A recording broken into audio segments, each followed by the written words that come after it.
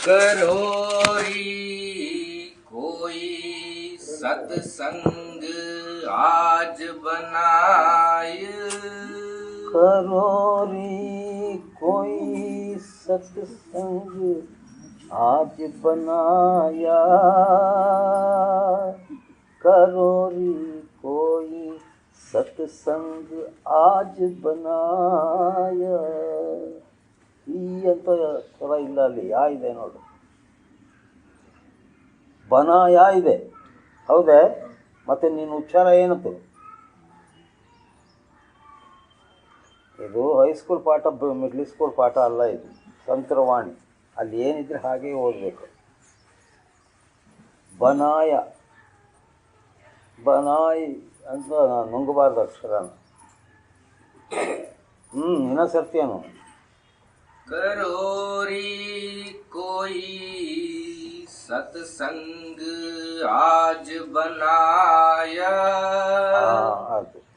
करोरी कोई सत्संग आज बनाया। ಇದು ಪರಂ ಸಂತ್ ಸದ್ಗುರು ರಾಧಾ ಸ್ವಾಮಿಗಳ ವಾಕ್ಯ ಇದ್ದ. ಒಂದು ಸತ್ಸಂಗ ಇಡ್ತಾರೆ ಸಂತರು, ಒಂದು ಸತ್ಯನಾಮದ ಚಿಂತ ಕೊಡ್ತಾರೆ, ಸಾಧನೆ ಮಾಡಲಿಕ್ಕಾಗಿ ಶಬ್ದ ಸಾಧನೆ ಕೊಡ್ತಾರೆ. ಶಬ್ದ ಸಾಧನೆ ಮುಗಿತೇನೋ, 4ನೇ ಸ್ಥಿತಿ ಏನು, ನೀನು ಮುಕ್ತಾವಸ್ಥೆ ಕೊಟ್ಟೋಗಿರ್ತೀಯ. ಆದ್ದರಿಂದ ಅಲ್ಲಿ ನೀನು ಹೇಳುವುದು ಇಲ್ಲ, ಕೇಳುವುದೂ ಇಲ್ಲ. ಅದಕ್ಕಾಗಿ ಸತ್ಸಂಗ ಬಹಳ ಮುಖ್ಯವಾದದ್ದು. ಸತ್ಸಂಗದ ಮಹಿಮೆ ಇಷ್ಟೇ ಅಂತ ಹೇಳಲಿಕ್ಕೆ ಬರುವುದಿಲ್ಲ.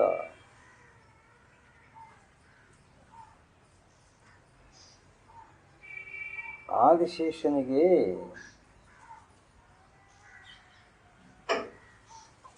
ಋಷಿಮುನಿಯಾದಿಗಳಿಗೆ ಒಂದು ಸಮಸ್ಯೆಯಿಂದ ವಾದ ವಿವಾದ ಬಂತು.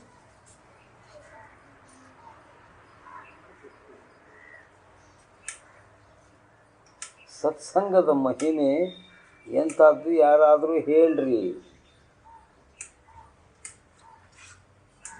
ಅದಕ್ಕೆ ವಸಿಷ್ಠರು ಏನಂತಾರೆ, ನಾವು ಯಾರೂ ಲಾಯಕಲ್ಲ, ಆದಿಶೇಷನಿಗೆ ಮಾತ್ರ ಗೊತ್ತು ಇದು, ಅವನು ಹೋಗಿ ಕೇಳೋನು ಅಂತ. ಆದಿಶೇಷ ಏನು ಮಾಡ್ತಾ ಇದ್ದಾನೆ ನಮ್ಮ ಶಾಸ್ತ್ರದ ಪ್ರಕಾರವಾಗಿ? ಏನು ಮಾಡ್ತಾ ಇದ್ದಾನೆ? ಬುಸ್ಬಿಡ್ತಾನ. ಆದಿಶೇಷನ ಕೆಲಸ ಏನು?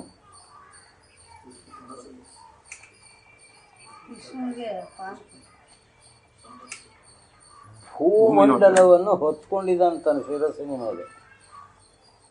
ಆದಿಶೇಷನ ಶಿರಸ್ಸಿನ ಮೇಲೆ ಭೂಮಿ ನಿಂತಿದೆ. ಅವನು ಹೋಗಿ ಕೇಳ್ತಾರೆ, ಏನಪ್ಪ ಸತ್ಸಂಗದ ಮಹಿಮೆ ನಿನಗೆ ಗೊತ್ತಂತೆ ಹೇಳು. ಆಗ ಅವ್ರನ್ನೇನಂತಾನೆ, ಯಾರಾದರೂ ಈ ಭೂಮಂಡಲದ ತೂಕವನ್ನು ನಾನು ಹೇಳಿ ಸತ್ಸಂಗದ ಮಹಿಮೆಯನ್ನು ಹೇಳಿ ಮುಗಿಸೋವರೆಗೂ ಯಾರು ಹೊತ್ಕೊಳ್ಳೋರಿದ್ದರೆ ಹೇಳ್ತೀನಿ ಅಂತ. ಯಾರೂ ತಯಾರಿಲ್ಲ. ಭಾರ ಹೊರಕ್ಕೆ ಯಾರೂ ತಯಾರಿಲ್ಲ, ಭಾರ ಹೊರಿಸ್ತಾರೆ. ಏಮಪ್ಪ ನಾಕೇನು ಕಲೀದು, ನಾ ಜವಾಬ್ದಾರಿ ನೀ ಕೊಟ್ಟು ನಾನು ಮನಸ್ಸಿಸ್ಕೊ. ಏನು ನಾವು ಹೇಳೋದು ಹೀಗೆ ಅಲ್ಲ, ವ್ಯವಹಾರದಲ್ಲಿ ಕೂಡ ನಿನಗೆ ತೆಲುಗು ಅರ್ಥ ಆಗ್ತದೆ? ಹಾಂ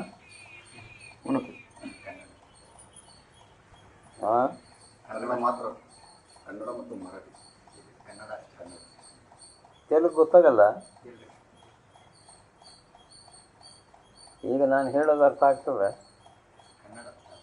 ಅದೇ ಹೇಳೋದು ಅರ್ಥ ಆಗ್ತದೆ. ಅರ್ಥ ಆಗದೇ ಇದ್ದರೆ ಕೇಳ್ರಿ.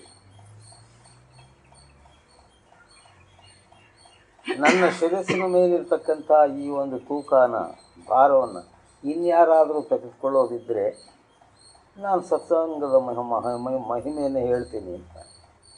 ಯಾರೂ ತಯಾರಿಲ್ಲ.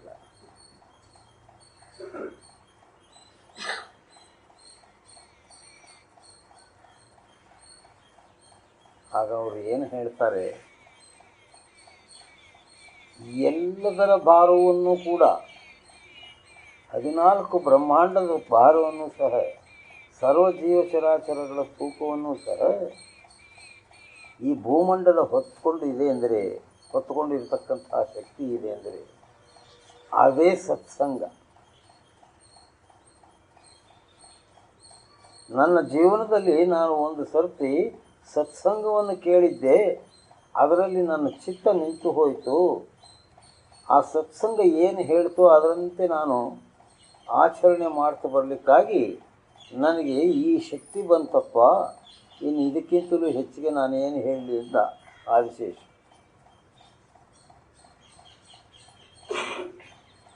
ಎಲ್ಲದರ ತೂಕವನ್ನು ಹೊರತಕ್ಕಂಥ ಶಕ್ತಿ ಸತ್ಸಂಗಕ್ಕೆ ಇದೆ.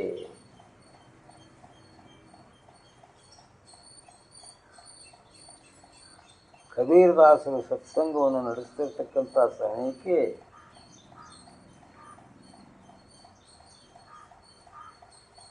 ದೇವಲೋಕದಿಂದ ಎಲ್ಲರೂ ಬಂದುಬಿಟ್ರಂತೆ ಈ ಕಡೆಗೆ.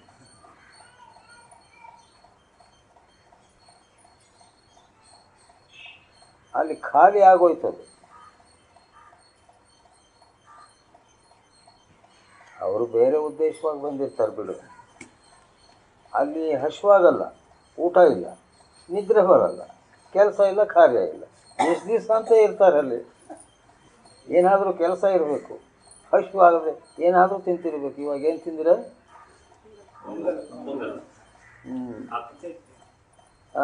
ಹಾಗೆ ವೆರೈಟೀಸ್ ಆಫ್ ಫುಡ್ಸ್ ಏನಾದರೂ ತಿನ್ನಬೇಕು.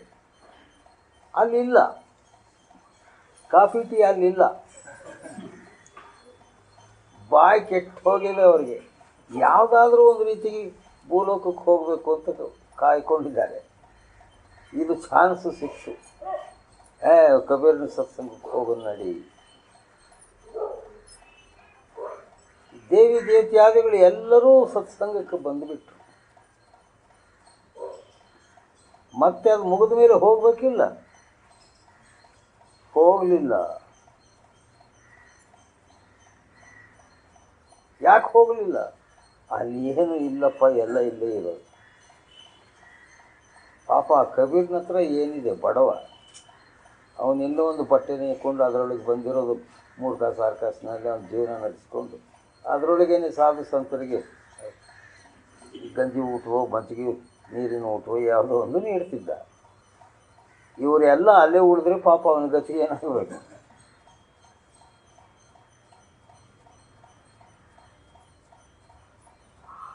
ಆಗಲಿಲ್ಲ. ಯಾಕೆ ಅಂದರೆ ಸತ್ಸಂಗ ಎಲ್ಲಿ ಇರ್ತದೆ ಅಲ್ಲಿ ಎಲ್ಲ ವಿಧವಾದಂಥ ಐಶ್ವರ್ಯಗಳು ಸಹಜವಾಗಿ ಬಂದುಬಿಡ್ತವೆ.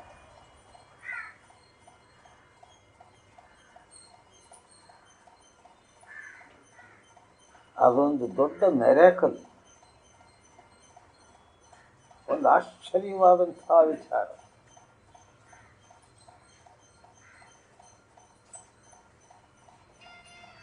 ನಾವೊಂದು ಸರ್ತಿ ಕಾಲ್ನಡಿಗೆ ಮಾಡ್ಕೋತ ಹೋಗುವಾಗ ನಮ್ಮ ಕರ್ನಾಟಕದಲ್ಲಿ ವಿದುರಾಶ್ವತ್ಥ ಅಂಥೇಳಿ ಒಂದು ಜಾಗ ಸಿಕ್ಕುತ್ತೆ. ಗೋರಿಬಿದನೂರು ತಾಲೂಕು. ಆ ವಿದುರಾಶ್ವತ್ಥ ವಿದುರನು ಒಂದು ಅಶ್ವತ್ಥ ವೃಕ್ಷವನ್ನು ಅಲ್ಲಿ ಬೆಳೆಸಿ ಹೋಗಿರ್ತಾನೆ. ಅದು ಇನ್ನೂ ಇದೆ. ಅಂದರೆ 7000 ವರ್ಷಗಳಾಗಿ ಹೋಯಿತು, ಇನ್ನೂ ಇದೆ ಆ ಗಿಡ. ಅದನ್ನು ನೋಡಿ ಬರೋಣ ಅಂತ ಹೋದೆ ನಾನು. ಅವೆಲ್ಲ ನೋಡಿದ್ದಾಯಿತು. ಒಂದು ಬೇಸಿಗೆ ಕಾಲ, ಆವಾಗ ಅಲ್ಲಿ ನದಿ ಕೂಡ ಹರಿಯಿತು. ಆ ನದಿಯಲ್ಲಿ ಸ್ನಾನವೂ ಮಾಡಿದೆ, ಆಯಾಸವಾಯಿತು. ಹಾಗೆಯೇ ಒಂದು ಮರದ ಕೆಳಗಡೆಗೆ ಒಂದು ಕಟ್ಟೆ ಮಾಡಿದರು. ಆ ಕಟ್ಟೆ ಮೇಲೆ ಕೂತ್ಕೊಂಡು ಒಂದು ನಿದ್ರೆ ಬಂತು, ಹಾಗೆ ಮಲ್ಕೊಂಡ್ವಿ. ನಾನು ಎಷ್ಟೊತ್ತು ಮಲಗಿದ್ನೋ ನನಗೆ ಗೊತ್ತಿಲ್ಲ. ತೀರ ಸಾಯಂಕಾಲ ಸೂರ್ಯ ಮುಳುಗೋ ವೇಳೆಗೆ ಎಚ್ಚರವಾಗಿದ್ದ. ಬೆಳಗ್ಗೆ ಹೋದವನು. ಆಗ ಎದ್ದು ಕೂತು ಇದೇನು ಇಷ್ಟೊತ್ತಾಯಿತು, ನನ್ನ ಮುಂದಿನ ಆಲೋಚನೆ ಏನು ಅಂತ ಹೇಳಿ ಕೂತ್ಕೊಂಡಿದ್ರೆ ಒಂದು 10-6 ಮಂದಿ ಅಲ್ಲಿ ಬಂದು ಸೇರಿದರು. ಯಾವ ಸ್ವಾಮಿ ನಿಂತು ನಮಗೆ ಊರು ಯಾವುದು ಕೇರ್ ಯಾವುದಪ್ಪ, ಇದ್ರೆ ಈ ಊರು ಇದ್ರೆ ಮುಂದೂರು.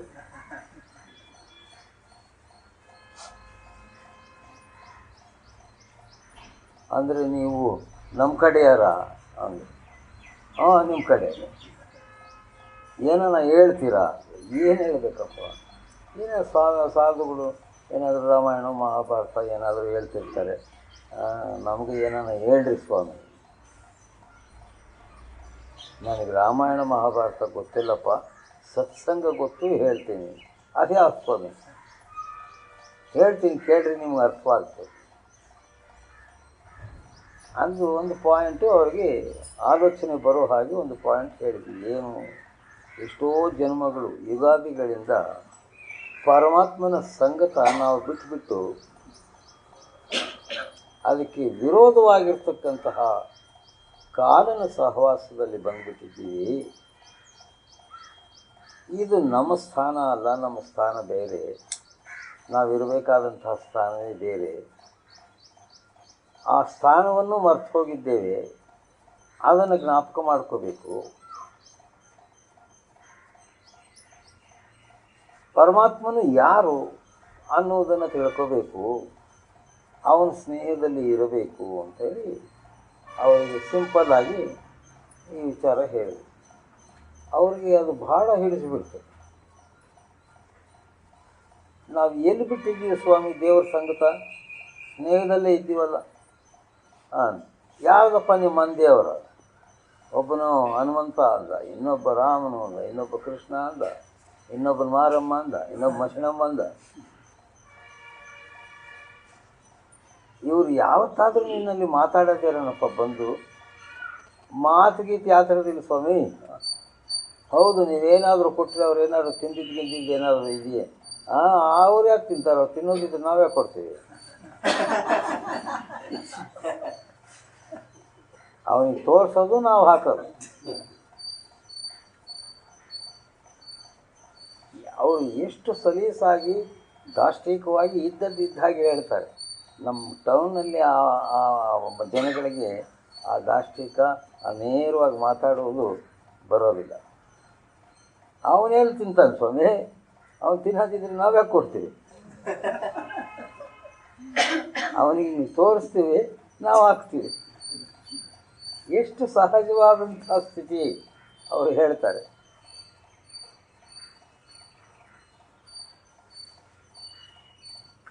ಹಳ್ಳಿಯವರು ಮಾತು ಕೇಳ್ತಿದ್ರೆ ಮನಸ್ಸಿಗೆ ಹಿಡಿದಿರ್ತಕ್ಕಂಥ ಪಿತ್ತ ಇಳಿದು ಹೋಗುತ್ತೆ.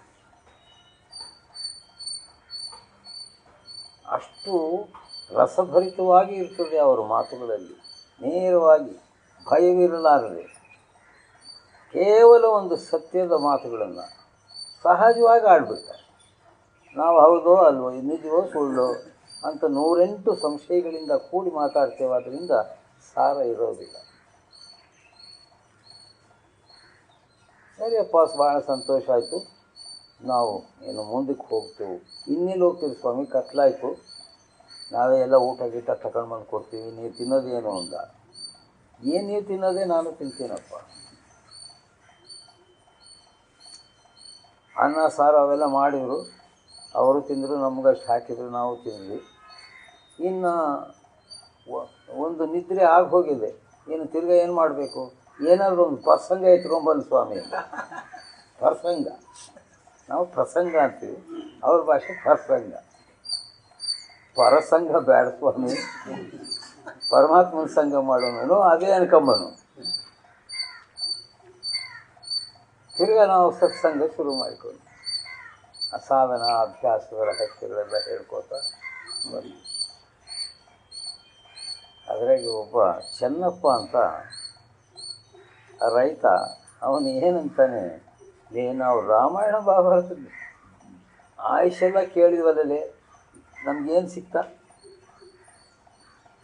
ಏನೂ ಸಿಕ್ಕಲಿಲ್ಲ. ನೋಡಿ, ಇದು ನಮ್ಮ ಕತೆ, ಇದು ಸತ್ಸಂಗ ನಮ್ಮ ಕತೆ.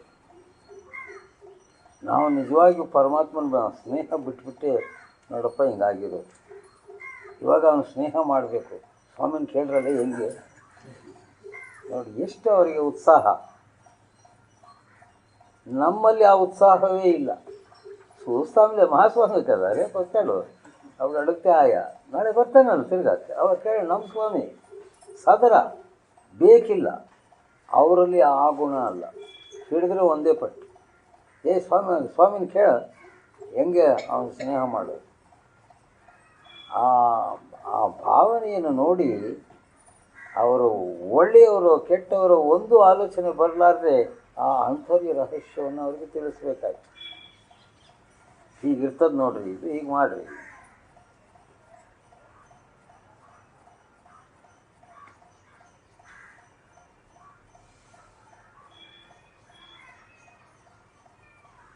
ಅವರು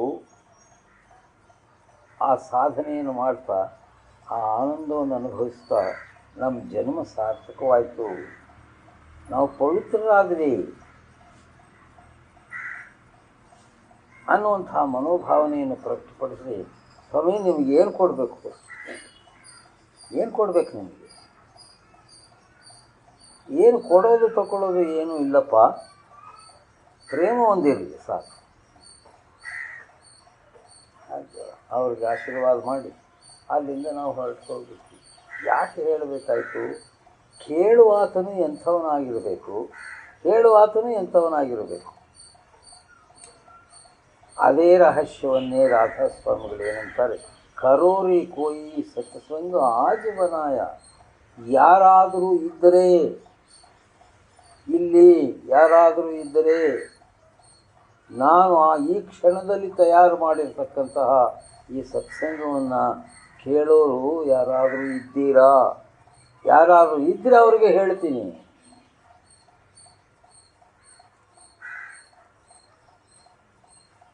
ಅಂದರೆ ಕೇಳುವುದಕ್ಕೂ ಕೂಡ ಒಂದು ಯೋಗ್ಯತಾ ಬೇಕು. ಇದು ಯೋಗ ರಹಸ್ಯದ ಮಾತು. ನೋಡುವುದು, ಕೇಳುವುದು ಇವೆರಡೂ ಶಕ್ತಿ ಮನುಷ್ಯನಿಗೆ ಮಾತ್ರ ಇರೋದು, ಇನ್ನು ಬೇರೆ ಪ್ರಾಣಿಗಳಲ್ಲಿ ಇಲ್ಲ, ದೇವಿ ದೇವತೆಗಳಿಗೂ ಇಲ್ಲ. ಅದಕ್ಕಾಗಿ ನಮ್ಮ ಮಾರ್ಗ ಯಾವುದಪ್ಪ ಅಂದರೆ ಸುರತ ನಿರತ ಯೋಗ ಅಂತ ಇದಕ್ಕೆ ಹೆಸರು. ಒಂದು ಕೇಳುವುದು, ಒಂದು ನೋಡುವುದು.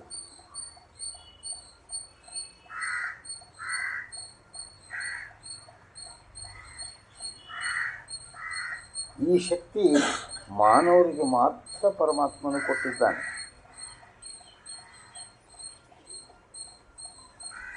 ಅದಕ್ಕಾಗಿ ಇವಾಗ ನಿನಗೆ ಕೇಳುವ ಶಕ್ತಿ ಇದೆಯಲ್ಲ, ಕೇಳು. ಎಷ್ಟೋ ಜನ್ಮಗಳಲ್ಲಿ ಪಶು ಪಕ್ಷಿಯಾದಿಗಳಾಗಿ ಹುಟ್ಟಿದ್ದೆ, ಆಗ ನಿನಗೆ ಸತ್ಸಂಗ ಹೇಳಿದರೂ ಗೊತ್ತಾಗ್ತಿರಲಿಲ್ಲ.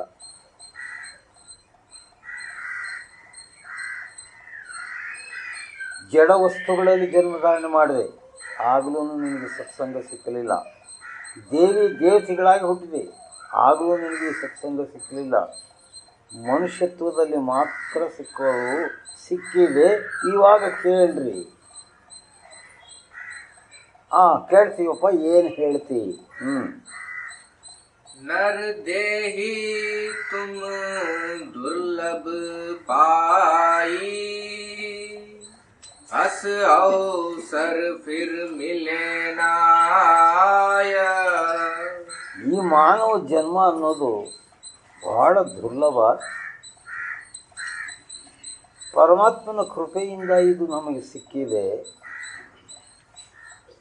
ಇದು ಮತ್ತೆ ಮತ್ತೆ ಸಿಕ್ಕತ್ತೆ ಅಂತ ಹೇಳಿ ಅನ್ಕೋಬೇಡಪ್ಪ. ಇದು ಲಾಸ್ಟ್ ಚಾನ್ಸು. ಇವಾಗ ಇದು ಕಡೇ ಸ್ಥಿತಿ. ಇನ್ನು ಮತ್ತೆ ನೀನು ಮನುಷ್ಯನ ಆಗುತ್ತೆ ಅನ್ನೋದಕ್ಕೆ ಗ್ಯಾರಂಟಿ ಇಲ್ಲ. ಬಹಳ ದುರ್ಲಭವಾದದ್ದು. ದೇವಿ ದೇವತೆಗಳು ಆಶಿಸ್ತಾರೆ, ಅವರಿಗೆ ಸಿಕ್ಕಲಿಲ್ಲ ಮಾನವ ಜನ್ಮ.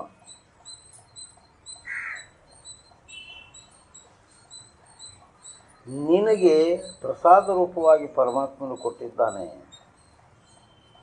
ಇದು ಬಹಳ ಅದ್ಭುತವಾದಂಥದ್ದು ಮಾನವ ಜನ್ಮ. ಇದರ ಮಹಿಮೆ ಅಗಾಧವಾದದ್ದು.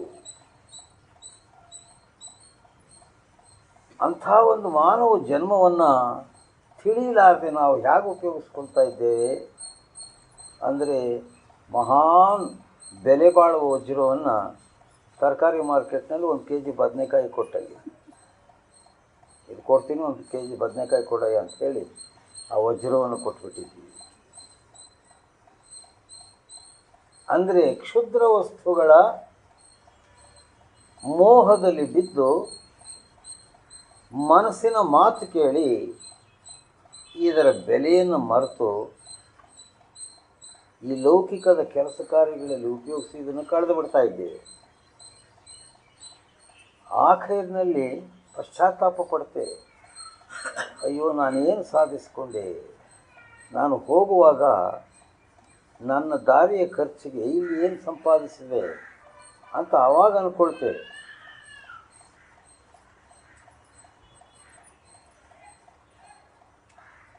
ಕೋಟೆ ಬಾಗಿಲೆಲ್ಲ ಹಾಕಿದ ಮೇಲೆ ಇನ್ನೇನಿರ್ತದೆ, ಊರೆಲ್ಲ ಹಾಳಾಗೋಯ್ತು, ಆಮೇಲೆ ಕೋಟೆ ಬಾಗಿಲು ಹಾಕಿದ್ರೆ. ಹಾಗೆ ನಾವು ಇದರದ್ದು ಕಥೆ ಮುಗಿದು ಹೋಯಿತು, ಆವಾಗ ಆಲೋಚನೆ ಮಾಡ್ತೇವೆ, ಪಶ್ಚಾತ್ತಾಪ ಪಡ್ತೇವೆ, ಆವಾಗ ಏನೂ ಸಿಕ್ಕುವುದಿಲ್ಲ. ಇಲ್ಲಿ ಖಾಲಿ, ಅಲ್ಲಿ ಖಾಲಿ. ಮತ್ತು ಯಾವುದೋ ಒಂದು ಜನ್ಮದಲ್ಲಿ ನಮ್ಮ ಕರ್ಮಾನುಸಾರ ಯಾವುದೋ ಒಂದು ಜನ್ಮದಲ್ಲಿ ಹುಟ್ಟುಬಿಡ್ತೇವೆ. ಕಲ್ಲು ಮಣ್ಣು ಮಸಿಯಾಗಿ ಹುಟ್ಟುಬಿಟ್ರೆ ಏನು ಮಾಡಬೇಕು? ಬಳ್ಳಾರಿ ಗುಟ್ಟಿಯಾಗಿ ಹುಟ್ಟುಬಿಟ್ರೆ ಏನು ಮಾಡೋದು? ಗುರುಗಳು ಯಾರು ಅದಕ್ಕೆ? ಒಡ್ರೆ ಉಳಿ ಸುತ್ತಿಗೆ ತಗೊಂಡು ಬಡಿದ್ರೆ ಅವಾಗ ಅದಕ್ಕೆ ಬುದ್ಧಿ ಬರ್ತದೆ.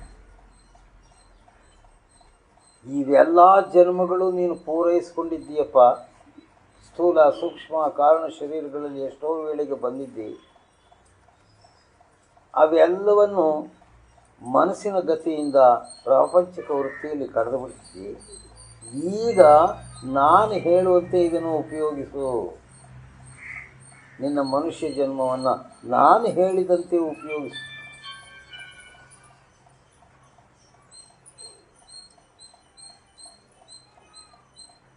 ಅದೇ ಗುರುವಿನ ಸಂದೇಶ. ಮನಸ್ಸು ಹೇಳಿದಂಗೆ ಉಪಯೋಗಿಸಬೇಡ, ನಾನು ಹೇಳಿದಂತೆ ಉಪಯೋಗಿಸು. ಗುರುವಿನ ಮಾತು ಕೇಳು, ಮನಸ್ಸಿನ ಮಾತು ಕೇಳಬೇಡ.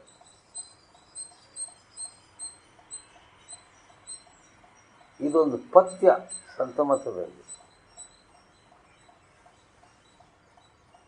ನಾವು ಮನಸ್ಸಿನ ಮಾತು ಕೇಳಿ ಕೇಳಿ ಕೇಳಿ ಕೇಳಿ ಅದೇ ಅಭ್ಯಾಸ ನಮಗೆ.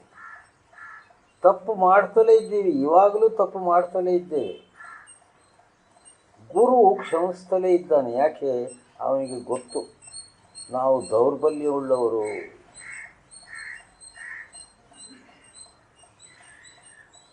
ನಾವೆಲ್ಲ ನಿರ್ಬಲರು. ಸದ್ಗುರುವು ತಾನು ಮಾಡಿ ಅದರ ಫಲವನ್ನು ನಮಗೆ ಕೊಟ್ಟರೆ ಮಾತ್ರ ನಾವು ಉದ್ಧಾರವಾಗ್ತೀವಿ, ಬೇರೆ ಆಗುವುದಿಲ್ಲ. ನೀನು ಮಾಡ್ತೀನಿ ಅಂತ ಕೂತು ಆಗ್ತದೆ ನೋಡೋಣ, ಆಗೋದಿಲ್ಲ. ಗುರು ಮಾಡಿಸ್ಬೇಕು. ಅವನಿಗೆ ಶರಣಾಗಿ ನಿಂತುಬಿಡು, ಅವನಿದನ್ನು ಮಾಡಿಸ್ತಾನೆ. ಸತ್ಕಿ ನಾವು ಕೇವಟಿಯ ಸದ್ಗುರು ಭವಸಾಗರ ಥರ ಅಂತಾಳೆ ಮೀರಾಬಾಯಿ. ನನ್ನಿಂದ ಏನೂ ಮಾಡೋಕ್ಕಾಗಲಿಲ್ಲಪ್ಪ ಗುರುವೇ, ನಾನು ಹೇಗೆ ಉದ್ಧಾರವಾಗೋದು ಅಂದರೆ, ನೀನೇನು ಮಾಡೋಕ್ಕೆ ಹೋಗಬೇಡ, ಸತ್ಸಂಗದಲ್ಲಿ ಇರು, ಸತ್ಸಂಗವನ್ನು ಕೇಳ್ತಾ ಇರು. ನಿನ್ನನ್ನು ಭವಸಾಗರದಿಂದ ದಾಟಿಸ್ಬಿಡ್ತೇನಿಂದ ಗುರು. ಅಂದರೆ ಕೇಳುವುದರಲ್ಲಿ ಎಷ್ಟೊಂದು ಶಕ್ತಿ ಇದೆ. ಕೇಳುವುದು ಒಂದು ತಪಶ್ಚರ್ಯ. ಕೇಳಿದರೆ ಶುಕಮುನಿಯಂತೆ ಕೇಳಬೇಕು.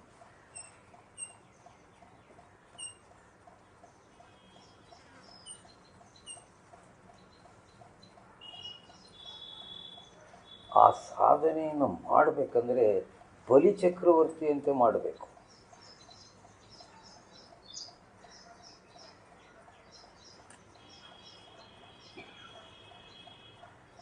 ಬಲಿಚಕ್ರವರ್ತಿ ಜನ್ಮತಃ ರಾಕ್ಷಸ. ಆದರೆ ಅವನ ಪೂರ್ವಿಕರು, ಅವನ ಮೊಮ್ಮಗನಾಗಿರ್ತಕ್ಕಂಥ ಅವನು ಅಂದ್ಕೊಳ್ಳೋಣ, ಪ್ರಹ್ಲಾದನಿಂದ ಅವರಲ್ಲಿ ಆ ಭಕ್ತಿಯ ಬೀಜ, ಆ ಅನುರಾಗ, ಪ್ರೇಮ ಉಂಟಾಗಿತ್ತು. ಅವನು ಬೆಳೆಸಿಕೊಂಡ, ಸಾಧನೆ ಮಾಡಿ ಮಾಡಿ ಮಾಡಿ ಮಾಡಿ ಅದನ್ನು ಬೆಳೆಸ್ಕೊಂಡ.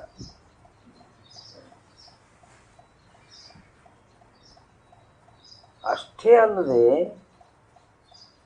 ತನ್ನನ್ನು ತಾನು ಹಿಂದೆ ಮುಂದೆ ನೋಡಲಾರ್ದೆ ಪರಮಾತ್ಮನಿಗೆ ಸಮರ್ಪಣೆ ಮಾಡಿಬಿಟ್ಟ.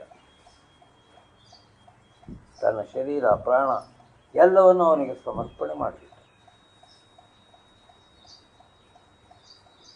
ಹಾಗೆ ಮಾಡಿದವರು ಯಾರಿದ್ದಾರೆ?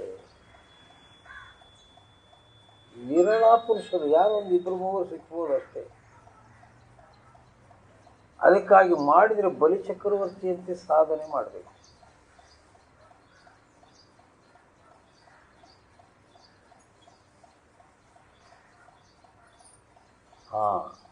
ಆ ಸತ್ಸಂಗದ ಮಹಿಮಾ ಅದನ್ನು ಇಷ್ಟೇ ಅಂತ ಹೇಳಲಿಕ್ಕೆ ಬರೋದಿಲ್ಲ. ಕೇಳಿ ತಿಳಿ, ಸುಮ್ಮನೆ ಕೇಳ್ತಾ ಇದೆ. ಸತ್ಸಂಗದಲ್ಲಿ ಒಂದು ಇದ್ದರೆ ನಿನ್ನನ್ನು ಗುರು ಈ ಭವಸಾಗರವನ್ನು ದಾಟಿಸ್ಬಿಡ್ತಾನೆ. ಅದೊಂದು ಹಡಗು ಇದ್ದ ಹಾಗೆ. ಅಲ್ಲಿ ಸುಮ್ಮನೆ ಇರು, ಅದೇನೂ ಕೇಳಕ್ಕೆ ಹೋಗಬೇಡ, ಅಲ್ಲಿ ಏನು ಪ್ರಶ್ನೆಯೂ ಮಾಡೋಕ್ಕೆ ಹೋಗಬೇಡ. ನಿನ್ನ ಸಂಶಯಗಳಿಂದ ಉತ್ಪತ್ತಿ ಆಗೋ ಪ್ರಶ್ನೆಗಳು ಏನೇನಿದೆಯೋ ಅದಕ್ಕೆಲ್ಲ ಸತ್ಸಂಗದಲ್ಲಿ ಸಹಜವಾಗಿ ಜವಾಬಿಗೆ ಉತ್ತರ ಸಿಕ್ಕಿ ಹೋಗ್ತದೆ. ಅಲ್ಲಿ ಏನು ಮಾಡಬೇಕಪ್ಪ? ಸುಮ್ಮನೆ ಕೇಳ್ತಾ ಇರಬೇಕು. ಹಾಗೆ ಕೇಳ್ತಾ ಕೇಳ್ತಾ ಏನಾಗ್ತದೆ, ಒಂದು ದಿವಸ ನಿನ್ನ ಅಂತರದಲ್ಲಿ ಆ ಸಾಧನೆ ಸಹಜವಾಗಿ ಸಿದ್ಧಿಯಾಗಿಬಿಡ್ತದೆ. ಇನ್ನೊಬ್ಬರನ್ನು ಕೇಳೋದು ಬೇಡ, ಹೇಳೋದು ಬೇಡ, ಸಹಜವಾಗಿ ನಿನ್ನಲ್ಲಿ ಆ ಶಬ್ದ ಸಾಧನೆ ಸಿದ್ಧವಾಗಿಬಿಡುತ್ತೆ. ಅಂದರೆ ಆಕಸ್ಮಿಕವಾಗಿ ನಮ್ಮಲ್ಲಿ ಆ ಪರಮಾತ್ಮನ ಕೃಪೆ ಜಾಗೃತಿ ಆಗ್ತದೆ ಸತ್ಸಂಗದಿಂದ ಮಾತ್ರ. ನಿನ್ನ ಈ ಕಲಿಯುಗದೊಳಗೆ ಇನ್ಯಾವ ಉಪಾಯವೂ ಇಲ್ಲ, ಸತ್ಸಂಗ ಒಂದೇ. ಅಂಥ ಸತ್ಸಂಗವನ್ನು ನಾನು ಸಿದ್ಧ ಮಾಡಿ ತಗೊಂಡು ಬಂದು ನಿನಗೆ ಹೇಳಬೇಕು ಅಂತ ಇಟ್ಟಿದ್ದೀನಯ್ಯ. ಯಾರಿಗಾದರೂ ಇದು ಬೇಕಾ? ಯಾರಿಗಾದರೂ ಬೇಕಾ? ಇದು ಬೇಕಾದವರು ಬನ್ನಿ ಅಂತ ಕರೀತಾ ಇದ್ದಾರೆ ರಾಧಾಸ್ವಾಮಿಗಳು. तिरिया सुत धन धाम बड़ाई, यह सुख फिर दुख मूल दिखाय. ಇಲ್ಲಿ ನೀನು ಬಂದು ಏನು ಮಾಡಬೇಕಾಗಿತ್ತು ಅದು ಗೊತ್ತಿರಲಾರ್ದೆ ಕೇವಲ ನಿನ್ನದೇ ಒಂದು ಪ್ರಪಂಚವನ್ನು ಬೆಳೆಸ್ಕೊಂಡ್ಬಿಟ್ಟೆ. ಹೆಂಡತಿ, ಮಕ್ಕಳು, ಮನೆ, ಮಠ, ಅವು ಇವುಗಳನ್ನು ಬೆಳೆಸುವುದರಲ್ಲಿ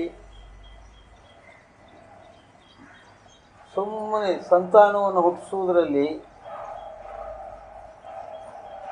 ನೀನು ನಿರತನಾಗಿ ಉತ್ತಮವಾದಂತಹ ಸಮಯವನ್ನೆಲ್ಲ ಕಳೆದುಬಿಟ್ಟೆ.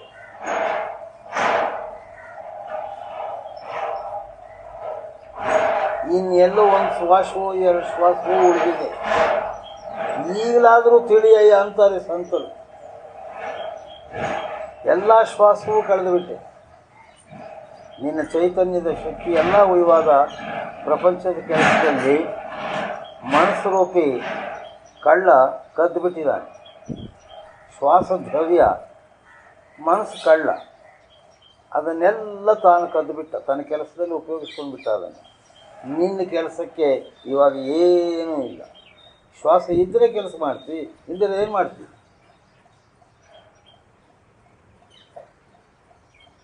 ಆ ಶ್ವಾಸವೆಲ್ಲ ಮನಸ್ಸು ಕದ್ದು ಬಿಟ್ಟನಲ್ಲ. ನಿನಗೇನಾದರೂ ಇದು ಗೊತ್ತಾಯ್ತೆ? ಯಾರಿಗೆ ಗೊತ್ತಾಗಿದೆ? ಯಾರಿಗಾದರೂ ಶ್ವಾಸದ ಮೇಲೆ ಲಕ್ಷ್ಯ ಇದೆಯಾ?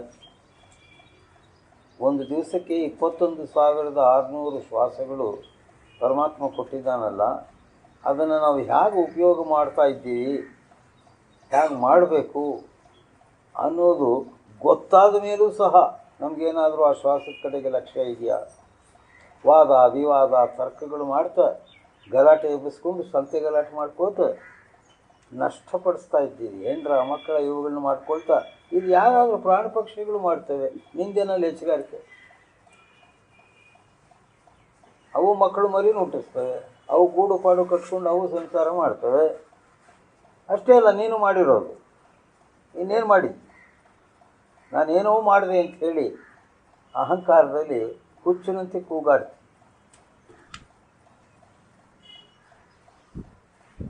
ಅದಕ್ಕಾಗಿ ಇದು ಕೊಡಲಿಲ್ಲ. ಮಾನವ ಜನ್ಮವನ್ನು ಈ ಕ್ಷುದ್ರದ ಕೆಲಸ ಕಾರ್ಯಗಳಿಗೆ ಕೊಡಲಿಲ್ಲ. ಇದರಿಂದ ಇವಾಗಲಾದರೂ ನೀನು ಪರಮಾತ್ಮನ ಸ್ಮರಣೆಯನ್ನು ಮಾಡುವುದಕ್ಕೆ ತಯಾರಾಗು.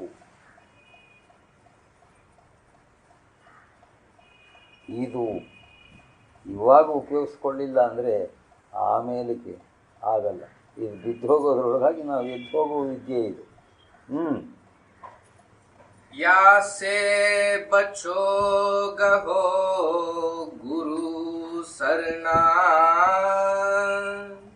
सत्संग में तुम बैठो जाय. ಇವಾಗಲಾದರೂ ಈ ಸಂಘ, ಈ ದುರ್ಜನ ಸಂಘದಿಂದ ಉಪಾಯವಾಗಿ ತಪ್ಪಿಸ್ಕೊಳ್ಳಯ್ಯ. ನಿಮ್ಮ ಸಂಘನೆಲ್ಲ ಬಿಟ್ಬಿಟ್ಟು ಹೊರಟೋಗ್ತೀನಿ ಅಂತ ಹೇಳಬೇಡ ಅವ್ರಿಗೆ. ಹೇಳಿದ್ರೆ ಇನ್ನೂ ಭದ್ರವಾಗಿ ಹಿಡ್ಕೊಳ್ತಾರೆ ಅವರು. ಯಾಕೆಂದರೆ ನೀನಿಲ್ಲ ಅಂದರೆ ಅವ್ರಿಗೆ ಏನು ನಡೆಯಲ್ಲ. ಅವ್ರಿಗೆ ಹೇಳಬೇಡ, ಪ್ರಪಂಚದವ್ರಿಗೆ ಹೇಳಬೇಡ ನೀನು ಎಲ್ಲಿ ಹೋಗ್ತಿ ಬರ್ತಿ ಅಂತ. ಅದಕ್ಕಾಗಿ ಭಗವದ್ಗೀತೆಯಲ್ಲಿ ಅರ್ಜುನನಿಗೆ ಕೃಷ್ಣ ಎನ್ನುತ್ತಾನೆ, ಇದು ಗುಪ್ತ ಯೋಗ, ಇನ್ನೊಬ್ಬರಿಗೆ ಹೇಳೋದಲ್ಲದೆ ಹೇಳಿದರೆ ಅಡ್ಡಗೋಡೆ ಕಟ್ಬಿಡ್ತಾರೆ ಮಧ್ಯದಲ್ಲಿ, ನಿನಗೆ ಅವಕಾಶ ಕೊಡೋಲ್ಲ ಮಾಡೋಕ್ಕೆ. ಹೇಳ್ದಲೆ ಕೇಳ್ದಲೆ ನೀನು ಗುಪ್ತವಾಗಿ ಇದನ್ನು ಮಾಡ್ಕೊತಾನೆ.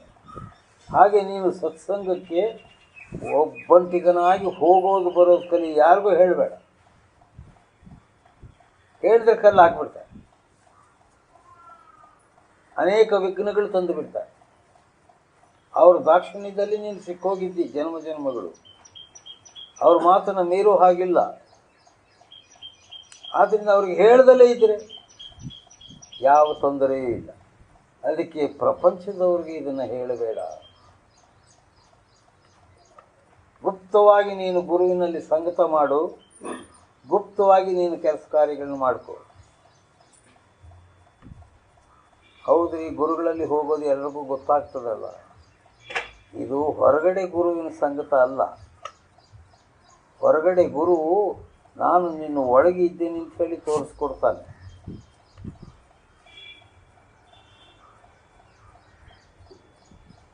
ನಿನ್ನ ಒಳಗೆ ನಾನು ಪರಂಜ್ಯೋತಿ ಪ್ರಕಾಶ ರೂಪವುಳ್ಳವನಾಗಿಯೂ ಆ ಓಂಕಾರದ ಧ್ವನಿ ರೂಪವುಳ್ಳವನಾಗಿಯೂ ನಿನಗೆ ಹತ್ತಿರ ಹತ್ತಿರ ಹತ್ತಿರ ಹತ್ತಿರ ಅನ್ನೋ ಶಬ್ದನೇ ಬೇಡ, ನಿನ್ನಲ್ಲಿ ಹಾಸು ಹೊಕ್ಕಾಗಿ ಇದ್ದೀನಿ. ನಿನಗೆ ನನಗೆ ಅಲ್ಲಿ ಭೇದವೇ ಇಲ್ಲ, ಹಾಗೆ ಇದ್ದೀನಿ. ನೀನು ಗುಪ್ತವಾಗಿ ಅಂತರದಲ್ಲಿ ನನ್ನ ಸಹವಾಸದಲ್ಲಿ ಬಾ. ನನ್ನ ಸತ್ಸಂಗವನ್ನು ಕೇಳು, ನೀನು ಉದ್ಧಾರವಾಗಿ. ಗುಪ್ತವಾಗಿ ಎಲ್ಲಿರ್ತೀಯಪ್ಪ?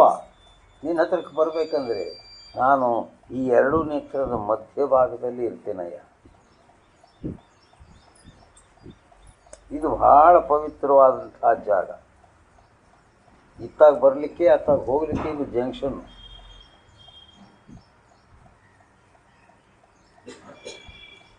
ಇಲ್ಲಿವರೆಗೂ ಈಗ ಬಂದುಬಿಟ್ಟಿದ್ದಿ, ಸತ್ಯಲೋಕವನ್ನು ಬಿಟ್ಟು ಇಲ್ಲಿವರೆಗೂ ಬಂದುಬಿಟ್ಟಿದ್ದಿ. ಇನ್ನು ಪೂರ್ತಿ ನಾವು ಕೆಳಕ್ಕೆ ಇಳಿದಿಲ್ಲ. ಇದು ಚೆನ್ನಾಗಿ ತಿಳಿಯಿರಿ. ಧ್ಯಾನ ಮಾಡುವಾಗ ಗೊತ್ತಾಗ್ತದೆ ನಾನು ಎಲ್ಲಿದ್ದೀನಿ ಎಲ್ಲಿ ಇಲ್ಲ ಅನ್ನೋದು.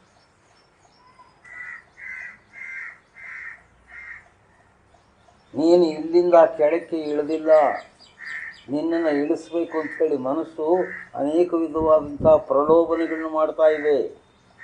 ಏನೇನೋ ಅದು ಸಿಕ್ಕತ್ತೆ ಇದು ಸಿಕ್ಕತ್ತೆ ಬಾ ಅಂತ ನಿನ್ನನ್ನು ಆಕರ್ಷಿತ ಮಾಡ್ತಿದೆ ಮನಸ್ಸಿನ ಶಕ್ತಿ. ಹೋಗೋಣವೇ ಬೇಡವೇ ಅಂಥೇಳಿ ನೀನು ಆಲೋಚನೆ ಮಾಡ್ತಾ ಇದ್ದಿ. ಇಲ್ಲಿಂದ ಏನಾದರೂ ಮನಸ್ಸು ಮಾತು ಕೇಳಿ ಜಾರಿ ಕೆಳಗೆ ಬಿದ್ದುಬಿಟ್ಟಿಯೋ ನಿನ್ನ ಉದ್ಧಾರ ಮಾಡೋಕ್ಕೆ ಯಾರಿಂದಲೂ ಆಗೋದಿಲ್ಲ, ಗುರುವಿನಿಂದಲೂ ಸಾಧ್ಯ ಇಲ್ಲ. ಈ ನೇತ್ರದ ಕೆಳಭಾಗವೆಲ್ಲವೂ ಕಾಲನ ರಾಜ್ಯ, ಈ ನೇತ್ರದ ಮೇಲಿನ ಭಾಗವೆಲ್ಲವೂ ಗುರುವಿನ ರಾಜ್ಯ. ಕಾಲನು ಅಲ್ಲಿಗೆ ಹೋಗ್ಲಿಕ್ಕೆ ಆಗೋದಿಲ್ಲ, ಅವನಿತ್ಲ ಕೆಳಕ್ಕೆ ಬರೋ ಹಂಗಿಲ್ಲ. ಆ ಸತ್ಯಶಕ್ತಿ ಕೆಳಕ್ಕೆ ಬರೋ ಹಾಗಿಲ್ಲ. ಇದು ನಮಗೆ ತಿಳಿಲಾರದೆ ನಾವೇನು ಮಾಡ್ತಾ ಇದ್ದೀವಿ ಅಂದರೆ ಮನಸ್ಸಿನ ಸಂಗತ ಮಾಡಿ ಪೂರ್ತಿ ಕೆಳಕ್ಕೆ ಬಂದುಬಿಡ್ತಾ ಇದ್ದೀವಿ.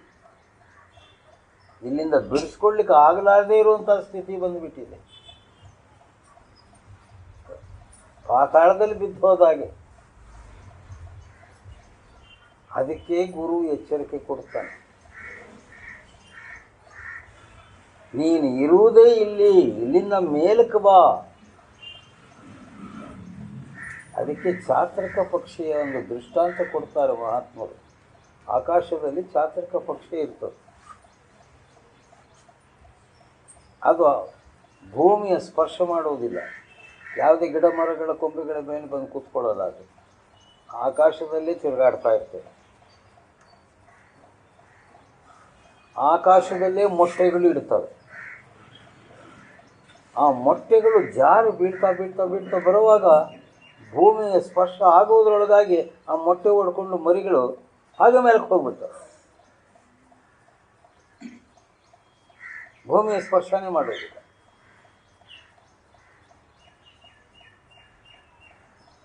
ಹಾಗೆ ನೀನು ಕೂಡ ಇನ್ನು ಈ ಭೂಮಧ್ಯದಲ್ಲಿರೋ ಸೂಕ್ಷ್ಮ ಆಕಾಶದಲ್ಲಿ ನೀನಿದ್ದಿ. ಇನ್ನು ಕೆಳಕ್ಕೆ ಮಾತ್ರ ಇಳಿಬೇಡ. ಅಂದರೆ ಇಲ್ಲಿವರೆಗೂ ನಮ್ಮನ್ನು ಇಲ್ಲಿ ಹಿಡಿದು ನಿಲ್ಲಿಸಿರುವ ಶಕ್ತಿ ಯಾವುದು ಅಂದರೆ ಆ ಓಂಕಾರದ ಧ್ವನಿರೂಪಿಯಾದಂಥ ನಿರ್ಗುಣರೂಪಿಯಾದಂಥ ಸದ್ಗುರು ಮಾತ್ರ. ಇಲ್ಲಿ ಓಂಕಾರ ಅಂದರೆ ಅಕಾರ ಉಕಾರ ಮಕಾರದಿಂದ ಕೂಡಿರುವ ಓಂಕಾರ ಅಲ್ಲ. ಅಕಾರ ಉಕಾರ ಮಕಾರದಿಂದ ಕೂಡಿರ್ತಕ್ಕಂಥ ಓಂಕಾರ ನೆಗೆಟಿವ್ ಫೋರ್ಸ್, ಕಾಲಪುರುಷನ ಶಕ್ತಿ ಅದು. ಅದಕ್ಕೆ ಸಿಕ್ಕಿಬಿಟ್ರೆ ನೀನು ಕೆಳಗೆ ಬಂದುಬಿಡ್ತೀವಿ. ಅದಕ್ಕೆ ಸಿಕ್ಕಲಾರದೆ ನಿರಕ್ಷರವಾಗಿರ್ತಕ್ಕಂಥ ಓಂಕಾರವನ್ನು ಗುರು ಆ ಉಪಾಯವನ್ನು ತೋರಿಸ್ಕೊಡ್ತಾನೆ. ಆ ನಿರಕ್ಷರವಾಗಿರ್ತಕ್ಕಂಥ ನಿರ್ಗುಣವಾಗಿರ್ತಕ್ಕಂಥ ನನ್ನ ವಾಣಿ, ನನ್ನ ವಾಕ್ಯ, ನನ್ನ ವಿಚಾರ, ಅದೇ ಸತ್ಸಂಗ. ಅದನ್ನು ಕೇಳುವ ಯುಕ್ತಿ ಹೀಗಿದೆ, ಹೀಗೆ ಮಾಡು ಅಂತ ತೋರಿಸ್ಕೊಡ್ತಾರೆ. ಅದನ್ನು ಮಾಡ್ತಾ ಮಾಡ್ತಾ ನಾವು ಆ ಶಬ್ದವನ್ನು ಪ್ರಕಟ ಮಾಡಿಕೊಂಡ್ರೆ ಆಗ ಇನ್ನು ಭಯ ಇಲ್ಲ. ನೀನು ನಿರ್ಭಯ ಲೋಕಕ್ಕೆ ಹೊರಟೋಗ್ತಿ. ಸೂರ್ಯ ಚಂದ್ರ ತಾರಾಮಂಡಲಗಳನ್ನು ದಾಟಿ, ಶೂನ್ಯ ಮಹಾಶೂನ್ಯ ಲೋಕಾದಿಗಳನ್ನು ದಾಟಿ, ಕಾಲ ಮಹಾಕಾಲನ ಲೋಕಾದಿಗಳನ್ನು ದಾಟಿ ಸತ್ಯಲೋಕಕ್ಕೆ ಹೊರಟೋಗ್ತಿ. ಇಷ್ಟು ವ್ಯವಸ್ಥೆಯನ್ನು ನಿನಗೆ ಸದ್ಗುರು ಮಾಡಿಕೊಟ್ಟು ಆ ನಾಮದ ಸಹಾಯ ಕೊಟ್ಟು ಈ ಗುಣಾತ್ಮಕವಾದಂತಹ ಪ್ರಪಂಚದಿಂದ ಬಿಡಲಿಕ್ಕಾಗಿ ಗುಣಸ್ವರೂಪವಾದಂತಹ ನಾಮಕ್ಕೆ ಜಾಗೃತಪಡಿಸಿ ಆ ನಿರ್ಗುಣ ಲೋಕಾದಿಗಳ ಕಡೆಗೆ ಹೋಗುವಾಗ ಅಲ್ಲಿರ್ತಕ್ಕಂಥ ಅಪಾಯಕ್ಕೆ ದೂರಪಡಿಸಲಿಕ್ಕಾಗಿ ಶಬ್ದದ ಸಹಾಯತವನ್ನು ಕೊಟ್ಟು ನಿನ್ನನ್ನು ಸತ್ಯಲೋಕಕ್ಕೆ ಸೇರಿಸ್ತಾನೆ. ಈ ಸಾರ ಕೂಡಿರುವುದೇ ಸತ್ಸಂಗ. ಇದು ನಿನಗೆ ಬೇಕೇ ಬೇಡವೆ ಅಂತ ಕೇಳ್ತಾನೆ ಗುರು.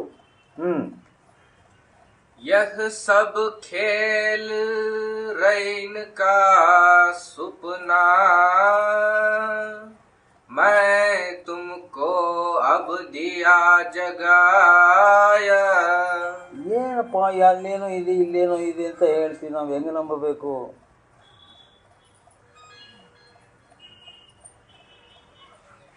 ಇದನ್ನು ಬಿಟ್ಬಿಡು, ಅಲ್ಲಿಗೆ ಬಾ ಅಂತ ಏನು ಗ್ಯಾರಂಟಿ? ಅಲ್ಲಿ ಏನಿದೆ? ಏನು ಇಲ್ಲದಿದ್ರೆ ಏನು ಮಾಡಬೇಕು? ಇದು ಹೋಯ್ತು ಅದು ಹೋಯ್ತಲ್ಲ. ಒಂದೊಂದು ಅಂತಿರ್ತವೆ, ಸ್ವಾಮಿ ಧ್ಯಾನ ಮಾಡಿ ಇಲ್ಲಿಗೆ ನಮ್ಮ ಚೈತನ್ಯ ಇಲ್ಲಿಗೆ ಬಂದುಬಿಟ್ರೆ ಸತ್ತೋಗ್ಬಿಡೋದಿಲ್ವ ನಾವು? ಹೋಗಲೇಳು.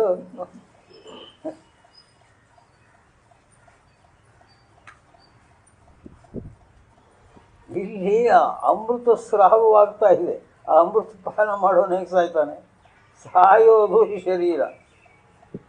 ಎಷ್ಟು ಸರ್ತಿ ಏನೇನು ಶರೀರಗಳು ಧಾರಣೆ ಮಾಡಿ ಬಿಟ್ಬಿಟ್ಟಿದ್ದೀಯೋ ಲೆಕ್ಕವೇ ಇಲ್ಲ. ಅದರೊಳಗೆ ಇದೊಂದು ಹೋಗ್ಲೇಡು. ಆ ಸತ್ಯದ ಸಾಧನೆ ಮಾಡ್ತಾ ಮಾಡ್ತಾ ಮಾಡ್ತಾ ಈ ಶರೀರ ಬಿದ್ದೋಯ್ತು ಅಂದರೆ ನಿನಗಿಂತಲೂ ಮುಕ್ತ ಪುರುಷನು ಯಾರು, ಭಾಗ್ಯಶಾಲಿ ಯಾರು? ಅರ್ಜುನ ಕೇಳ್ತಾನೆ ಈ ಮಾತು. ಯೋಗ ಭ್ರಷ್ಟನಾಗ್ಬಿಟ್ರೆ ಹೇಗೆ? ಧ್ಯಾನ ಮಾಡ್ತಾ ಮಾಡ್ತಾ ಮಾಡ್ತಾ ಸತ್ತೋಗ್ಬಿಟ್ನಪ್ಪ, ಅತ್ಲಾಗೂ ಪೂರ್ತಿ ಆಗಲಿಲ್ಲ, ಇತ್ಲಾಗೂ ಬಿಟ್ಬಿಟ್ಟೆ, ಮತ್ತು ನನ್ನ ಗತಿ ಏನು ಅಂತ ಕೇಳ್ತಾನೆ. ನಾನಿದ್ದೀನಯ್ಯ ನಿನ್ನನ್ನು ಕಾಪಾಡಲಿಕ್ಕೆ, ಇನ್ನೂ ಉತ್ತಮವಾದಂತಹ ಜನ್ಮ ಕೊಡ್ತೀನಯ್ಯ ನಿನಗೆ, ಇನ್ನೂ ಹೆಚ್ಚು ಸೌಕರ್ಯ ಕೊಡ್ತೀನಯ್ಯ. ನೀನು ಎಲ್ಲಿ ನಿಂತು ಹೋಗಿದೆಯೋ ಅಲ್ಲಿಂದ ಮುಂದಕ್ಕೆ ಹೋಗುವುದಕ್ಕೆ ನಾನು ಸಹಾಯ ಕೊಡ್ತೀನಿ ಅಂತ. ಅಂದರೆ ಗುರು ಎಷ್ಟು ಕೆಲಸ ಮಾಡಿಕೊಡ್ತಾನೆ ನಮಗೆ. ಇದು ಯಾರೇ ಪರಮಾರ್ಥಿಗಳಿಗೆ ಗೊತ್ತಾಗ್ತದೆ ಆಗಲಿ, ಆ ಧ್ಯಾನಾಭ್ಯಾಸ ಮಾಡೋರಿಗೆ ಗೊತ್ತಾಗ್ತದೆ ಆಗಲಿ, ಎಲ್ಲರಿಗೂ ಇದು ತಿಳಿಯೋದಿಲ್ಲ. ಅದಕ್ಕಾಗಿ ಕರೋರಿ ಕೋಯಿ ಅಂತ ಶುರು ಮಾಡಿದ್ದು. ಯಾರಾದರೂ ತಿಳಿಯಬೇಕು ಅಂತಕ್ಕಂಥ ಮನೋಭಾವನೆ ಇದ್ದವರು ಬಂದರೆ ಅವರಿಗೆ ನೋಡಪ್ಪ ಇದನ್ನು ಹೇಳ್ತೀನಿ, ಇದು ಎಲ್ರಿಗೂ ಹೇಳೋದಲ್ಲ ಅಂತಾರೆ. झूठी खाया झूठी माया झूठा मन जो रहा लुभाय. ಎಂಥ ಸಲೀಸಾಗಿ ಸುಳ್ಳು ಎಂಥದ್ದು ಅನ್ನೋದನ್ನು ನಮಗೆ ತಿಳಿಸ್ಕೊಡ್ತಾರೆ. ಶರೀರ ಸುಳ್ಳು, ಮನಸ್ಸು ಸುಳ್ಳು, ಈ ಪ್ರಪಂಚ ಸುಳ್ಳು. ಈ ಮೂರು ಸುಳ್ಳಿಗೆ ನೀನು ನಿಜ ಅಂತ ನಂಬಿಬಿಟ್ಟಿದ್ದಿ. ಈ ಮೂರು ಸುಳ್ಳಿಗೆ ಬಿಟ್ಟುಬಿಡು, ಮೂರು ಸತ್ಯ ಯಾವುದು ಅಂತ ಹೇಳ್ತೀನಿ ಅಂತಾರೆ. ಯಾವುದದು? सत्संग सच्चा सतगुरु सच्चा नाम सच्चाई क्या कहूँगा. ಸತ್ಸಂಗ ಸತ್ಯವಾಗಿದೆ. ಆ ಪರಮಾತ್ಮನ ನಾಮ ಶಾಶ್ವತವಾದದ್ದು, ಅದು ನಿಜವಾಗಿ ಇದ್ದದ್ದು, ಅದು ಸತ್ಯವಾಗಿದೆ.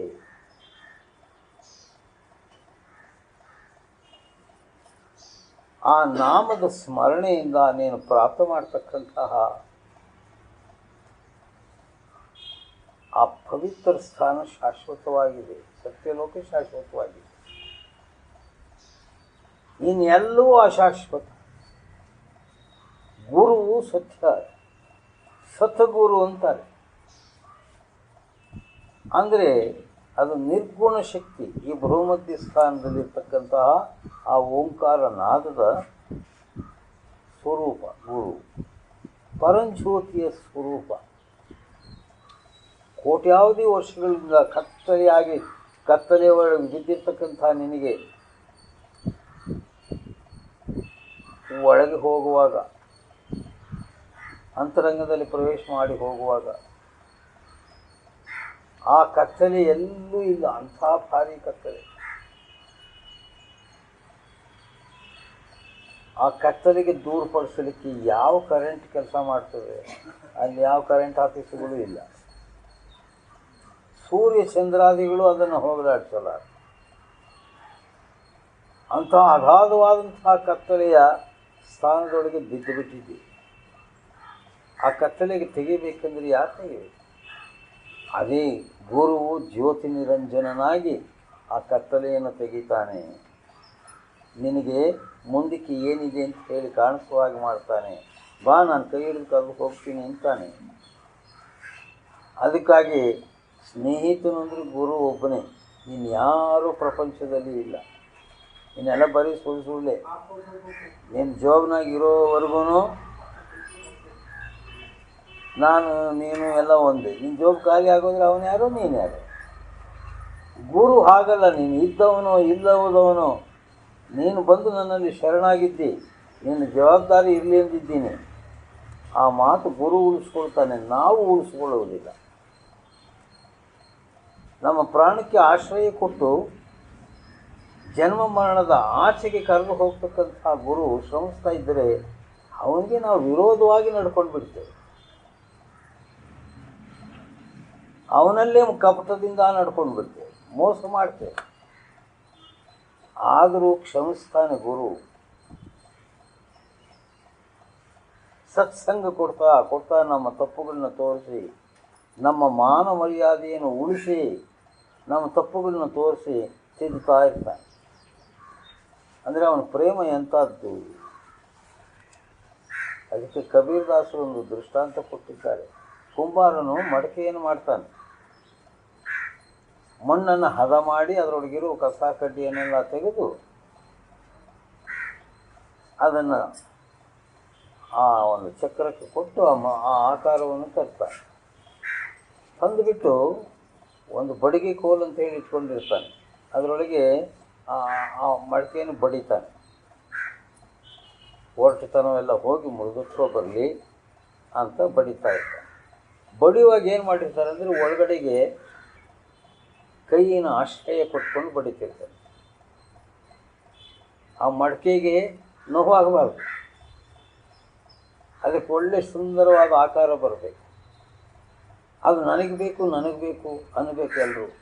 ಹಾಗೆ ಆ ಮಡಕೆ ಒಳಗೆ ತನ್ನ ಕೈನ ಆಶ್ರಯ ಕೊಟ್ಟು ಪಡೀತಿರ್ತಾನೆ.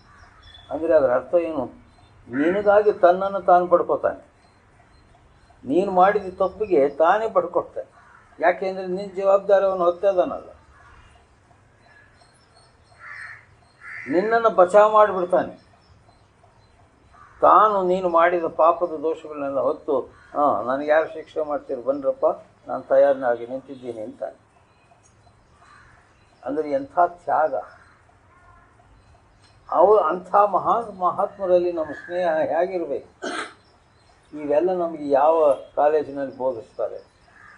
ಸತ್ಸಂಗದ ಸ್ಕೂಲ್ನಲ್ಲಿ ಇವೆಲ್ಲ ಗೊತ್ತಾಗೋದು. ಅದಕ್ಕೆ ಸತ್ಸಂಗ ಕೇಳು, ಆಮೇಲೆ ಇನ್ನೇನು ಬೇಕಾದ್ರೂ ಮಾಡ್ಕೊ ಹೋಗು. ಈ ಸತ್ಸಂಗ ಎಂಥದ್ದಪ್ಪ ಅಂದರೆ, ಒಬ್ಬ ಅಕ್ಸಾಲಿಗರವನ ಮನೆಯೊಳಗೆ, ಅಕ್ಸಾಲಿಗ ಅಂದರೆ ಯಾರು? ಗೋಲ್ಡ್ ಸ್ಮಿತ್ ಅಂದರೆ ಅರ್ಥವಾಗೋದು. ಬಂಗಾರದ ಕೆಲಸಗಳನ್ನು ಮಾಡತಕ್ಕಂಥ. ಸಾಮಾನ್ಯವಾಗಿ ಅವನ ಮನೆಯೊಳಗೆ ಈ ಪಾದರಸ ಇಟ್ಟಿರ್ತಾರೆ. ಯಾವ ಪಾದರಸ ಅಂದರೆ ಏನು? ಅದು ಇಂಗ್ಲೀಷ್ ಮರ್ಕ್ಯುರಿ ಇದೆ. ಆ ಪಾದರಸನ ಇಟ್ಟಿರ್ತಾರೆ. ಅದು ಎಲ್ಲ ಲೋಹಗಳಿಗಿಂತಲೂ ತೂಕ ಹೆಚ್ಚದು, ಭಾರವಾಗಿರುತ್ತದೆ. ಒಂದು ಈಲಿ ಬಂದು ಇದೇನು ತಿನ್ನೋ ಪದಾರ್ಥ ಅಂಥೇಳಿ ಆ ಪಾದರಸ ತಿಂದುಬಿಟ್ರೆ ಏನಾಗೋಯ್ತು? ಮುಂದಕ್ಕೆ ಹೋಗೋದು ಹಿಂದಕ್ಕೆ ಬರೋದು. ಈ ಸತ್ಸಂಗ ಕೂಡ ಅಂಥದ್ದೇ, ಪಾದರಸ ಇದ್ದಾಗೆ ಇದೆ. ಇದು ಒಂದು ಸತ್ಯ. ಏನಾದ್ರು ಅಪ್ಪಿ ಕುಡಿದ್ಬಿಟ್ಯೋ, ಒಳಗೆ ತಗೊಂಡ್ಬಿಟ್ಯೋ, ಇತ್ತಾಗ ಬರೋಂಗಿಲ್ಲ, ಹೋಗೋಂಗಿಲ್ಲ. ನಿನ್ನನ್ನು ಆ ಸ್ಥಿತಿಯಲ್ಲಿ ಇಟ್ಬಿಡ್ತಾನೆ. ಎಂತಾವ ನಿವ ನಮ್ಮ ಅಂತರಗಿರುತ್ತಿರಲು ಪಂಥ ತೋರಿಸಿ ಪಾರಾದ ಕಾಂತೇನಿ ಪಾರೆಂದು ಏಕಾಂತ ಕರೆದೊಯ್ದು ತನ್ನಂತೆ ಆಗೆಂದನೆ ಗುರುರಾಯ ತನ್ನಂತೆ ಆಗೆಂದನೆ. ನಾನು ಎಷ್ಟು ಚೆನ್ನಾಗಿದ್ದೇನೆ ನೋಡು, ನನ್ನಂತೆ ಆಗು. ನಿನಗೇನು ಬೇಕಾದರೂ ಸುಖ ಕೊಡ್ತೀನಿ, ಎಲ್ಲ ಸೌಕರ್ಯ ಕೊಡ್ತೀನಿ ಅಂತ ಅವನು ನಮ್ಮನ್ನು ಆಕರ್ಷಿತ ಮಾಡಿ ಮೇಲೆ ಕರೀತಾ ಇದ್ದಾನೆ ಗುರು. ಈ ಮನಸ್ಸರೂಪಿ ಮಿಂಡುಗಾರ ಇವನು ಅವನೇನು ಕೊಡ್ತಾನ? ಇವನು ಕರೀತಾನೆ. ನೀನು ಎತ್ತಾಗ ಹೋಗ್ತೀಯ ನೀನು.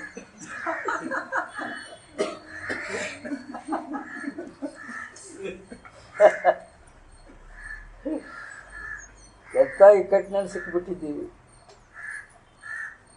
ಈ ಒಂದು ಪರಿಸ್ಥಿತಿಯನ್ನು ಹೋಗಲಾಡಿಸಿ ನಿನ್ನಲ್ಲಿ ದೃಢತ್ವ, ನಂಬಿಕೆ, ವಿಶ್ವಾಸವನ್ನು ಹುಟ್ಟಿಸಬೇಕು ಅಂದರೆ ಸತ್ಸಂಗದ ಮುಂದೆ ಇನ್ಯಾವುದೂ ಇಲ್ಲ. ಯಾವ ಯೋಗನೂ ಇಲ್ಲ, ಯಾವ ಜಪತಪಗಳು ಇಲ್ಲ. ಸತ್ಸಂಗದಿಂದ ಮಾತ್ರವೇ ನಾವು ಉದ್ಧಾರವಾಗಬೇಕು. ಅದು ಈ ಯುಗದ ಪ್ರಮಾಣ. ಈ ಯುಗದೊಳಗೆ ಇನ್ಯಾವ ಸಾಧನೆಯೂ ಫಲಿತವಾಗುವುದಿಲ್ಲ. ಸತ್ಸಂಗ ಶ್ರವಣ, ಸತ್ಯನಾಮದ ಚಿಂತ. ಅದಕ್ಕೆ ರಾಮಾಯಣದಲ್ಲಿ ತುಳಸಿದಾಸರು ಏನು ಬರೆದಿದ್ದಾರೆ? ಕಲಿಯುಗಮೇ ಕೇವಲ ನಾಮ ಪ್ರಧಾನ್. ಈ ಯುಗದೊಳಗೆ ಪರಮಾತ್ಮನ ನಿಜನಾಮದ ಸ್ಮರಣೆಯನ್ನು ಮಾಡು. ನಿಜನಾಮ ಅದ್ಯಾವುದು? ಧ್ರುವ, ಪ್ರಹ್ಲಾದ, ಶಬರಿ ಇವರುಗಳು ಮಾಡಿದಂಥ ನಾಮ. ಅದ್ಯಾವ ಸ್ವಾಮಿ? ಇಲ್ಲಿವರೆಗೂ ಪಡ್ಕೊಂಡ್ವಿ. ಈ ರಾಮ, ಕೃಷ್ಣ, ತಿರುಪತಿ ತಿಮ್ಮಪ್ಪ, ಕಸಾಪುರದ ಆಂಜನೇಯ ಅಂತ ಏನೇನೋ ಇವೆಲ್ಲ ಮಾಡಿದ್ವಲ್ಲ, ಹಂಗಾರೆ ಇವೆಲ್ಲ ಬಿಡ್ಬಿಡ್ಬೇಕಾ? ನೋಡಿ, ಒಂದು ಕಡೆಗೆ ಇದು ಎಳೀತದೆ. ಹೆಂಗಪ್ಪ ಬಿಡೋದು? ನಮ್ಮ ಮಂದಿ ಯಾವ್ರನ್ನ ಬಿಡೋದು ಹೆಂಗೆ? ಒಬ್ಬ ಗಿರಿಯಪ್ಪ ಅಂತ ಹೇಳಿ ಬಂದ ನಮ್ಮಲ್ಲಿ. ಬಂದು, ಸ್ವಾಮಿ ನನಗೂ ಉಪದೇಶ ಕೊಡ್ರಿ ಅಂದ. ಯಾರು ಬೇಡ ಅಂದರು, ಮಾಡಪ್ಪ, ಇದು ನಿಮಗಾಗೇ ಇರೋದು ಅಂತ ಅವನಿಗೆ ತಿಳಿಸಿ. ಏನಾದರೂ ನಿನಗೆ ಅನುಭವ ಆದರೆ ಬಂದು ನನಗೆ ಹೇಳು ಅಂತಂದೆ. ಆಗಲಿ ಅಂತ ಹೋದ.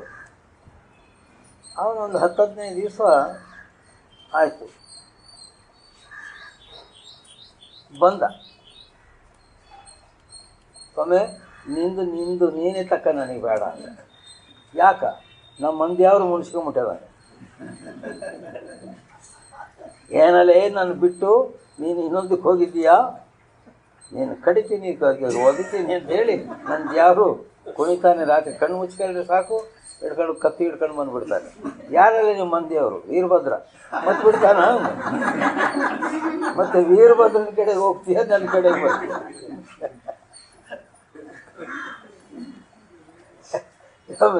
ಏನು ಮಾಡಬೇಕು ಏನು ನನಗೆ ತಿಳಿದು, ಏನಾರ ಮಾಡೋದು. ಅದೆಲ್ಲ ಸುಮ್ಮನೆ ಭ್ರಮೆ. ಹಾಗೆ ಮಾಡಿ ಎಲ್ಲ ಬೆದರಿಸ್ತದೆ. ಬೆದರಬೇಡ, ಚೆನ್ನಾಗಿ ಗಟ್ಟಿಯಾಗಿ ನಾಮಸ್ಮರಣೆ ಮಾಡಲಿ. ಅದು ನಾಳೆಯಿಂದ ಬಂದರೆ ಕೇಳ ಅಂದೆ.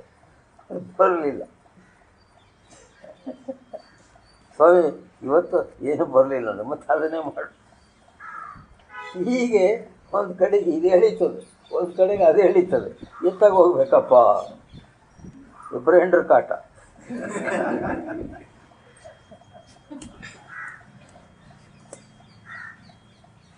ಆ ಧ್ಯಾನ ಮಾಡುವಾಗ ಗೊತ್ತಾಗ್ತದೆ ಇಲ್ಲಿ ಆ ಚೈತನ್ಯ ಯಾಕಷ್ಟು ಶ್ರಮ ಬೀಳ್ತದೆ, ಯಾಕೆ ಧ್ಯಾನ ಆಗೋದಿಲ್ಲ ಅಂದರೆ ಈ ಮನಸ್ಸು ಕೆಳಿ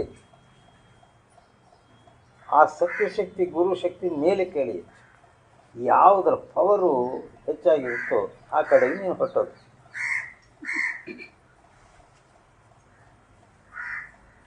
ಈ ಒಂದು ಇಬ್ಬಲ್ಲಿಯ ಸಂಕಟವನ್ನು ಬಿಡಿಸಬೇಕಂದ್ರೆ ಈ ಹೊರಗಡೆ ನಾವು ಇವಾಗ ಆ ದೇವರು ಈ ದೇವರು ಅಂತ ಏನೇನು ಕಟ್ಕೊಂಡಿದ್ದೀವಲ್ಲ, ಇವು ಯಾವಲ್ಲಿ ಬರಲ್ಲ. ಒಂದು ಗುರುಶಕ್ತಿ ಮಾತ್ರ ಈ ವಿಘ್ನವನ್ನು ದೂರಪಡಿಸ್ತದೆ. ಈ ರಹಸ್ಯ ನಮಗೆ ತಿಳಿಯಬೇಕಾದರೆ ಸತ್ಸಂಗವನ್ನೇ ಕೇಳಬೇಕು. मान बचन मेरा तू सजनी, जन्म मरण तेरा छुट जाय. ಎಂಥ ಮಾತು ಹೇಳಿದರು. ಹೇ ಸಜನಿ ಅಂದರೆ ಅನೇಕೋ ಜನ್ಮಗಳಿಂದ ನನ್ನ ಜೊತೆಯಲ್ಲಿ ಇರ್ತಕ್ಕಂಥವಳು ನೀನು. ಅನೇಕ ಜನ್ಮಗಳು, ಅನಂತ ಕಾಲದಿಂದ ನಾವಿಬ್ಬರೂ ಸ್ನೇಹಿತರು. ಮನಸ್ಸು ಮಾತು ಕೇಳಿ ನೀನು ನನ್ನ ಸಂಗತ ಬಿಟ್ಬಿಟ್ಟಿಯಲ್ಲ ನೀನು. ಆದರೂ ನಾನು ಬಿಟ್ಟಿಲ್ಲ, ನೀನು ಬಿಟ್ಬಿಟ್ಟೆ, ನಾನು ಬಿಡಲಿಲ್ಲ. ಮತ್ತು ಈಗಲಾದರೂ ನಾನು ನಿನ್ನನ್ನು ಕರಿತೀನಿ, ಬಾ. ನಿನ್ನ ದುಃಖವನ್ನು ಹೋಗಲಾಡಿಸ್ತೀನಿ. ನಿನ್ನ ಮರ್ಯಾದೆ ಗೌರವ ಸ್ಥಾನಗಳನ್ನ ಉಳಿಸ್ತೀನಿ, ಬಾ ಈಗಲಾದರೂ ನನ್ನ ಜೊತೆಗೆ. ನನ್ನ ಮಾತು ಕೇಳು ಅಂತಾರೆ ಗುರುಗಳು. नभ छड़ चलो शब्द में पेलो, राधा स्वामी कहत भुजाय. ಇನ್ನು ಏನಪ್ಪ ಮಾಡಬೇಕು ಇನ್ನು ನೀನು ಅಂದರೆ, ಇನ್ನು ಪ್ರಯಾಣಕ್ಕೆಲ್ಲ ನೀನು ಗಂಟು ಕಟ್ಟು ನಡಿ. ಇನ್ನು ಸಮಯ ಇಲ್ಲ.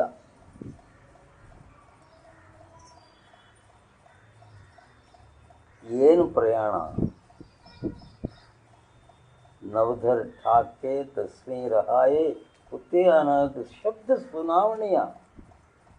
ಈಗ ಇಲ್ಲಿ ಏನೇನೋ ಕೇಳಿ ಏನೇನೋ ಮಾಡಿ ಕುಣಿದೆ.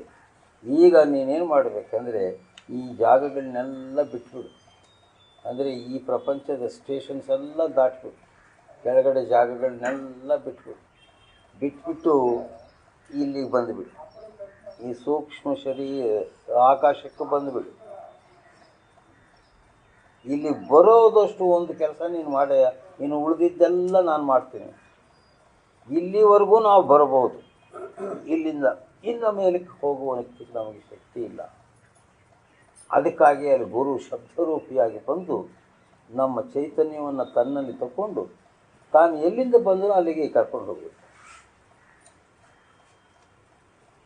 ಇದು ಇತರೆ ಯೋಗದಲ್ಲಿ ಇಲ್ಲ. ಅದಕ್ಕಾಗಿ ಅವರೆಲ್ಲರೂ ಏನಾಗ್ಬಿಟ್ರು, ಗುರುವಿನ ಸಹಾಯ ಇರಲಾರ್ದೆ ಸಹಸ್ರ ದಳಕಮಲದಲ್ಲಿ ನಿಂತು ಹೋದರು ಪಾಪ. ಋಷಿ ಮುನಿಯಾದಿಗಳು, ಯೋಗಿಗಳು, ಜಪಿಗಳು, ತಪಿಗಳು ಎಲ್ಲ ಅಲ್ಲಿ ನಿಂತು ಹೋಗುದು. ಆ ಸಹಸ್ರದಳ ಕಮಲದ ಸ್ಥಾನ ಬಹಳ ಆಕರ್ಷಿತ, ರಮ್ಯವಾದದ್ದು. ಅದು ನೋಡ್ತಿರ್ಲಿಕ್ಕಾಗಿ ಇದೇ ಪರಮಾತ್ಮನ ಲೋಕ ಮತ್ತು ಇದೇ ಆಕೈರು, ಇನ್ನೇನು ಇಲ್ಲ, ನಾವಿಲ್ಲೇ ಇರಬೇಕಾದ್ದು ಹೇಳು ಅಂತ ಹೇಳಿ ಭಾವನೆ ಬಂದುಬಿಟ್ಟು ಅಲ್ಲೇ ಉಳಿದ್ಬಿಡ್ತಾರೆ. ಅಂಥ ಮೋಸ ಮಾಡ್ತದೆ ಈ ಮನಸ್ಸು. ಅಲ್ಲಿಂದ ಆಚೆಗೆ ಕರೆದು ಹೋಗ್ತಕ್ಕಂಥದ್ದೇ ಸಂತ ಮಾರ್ಗ.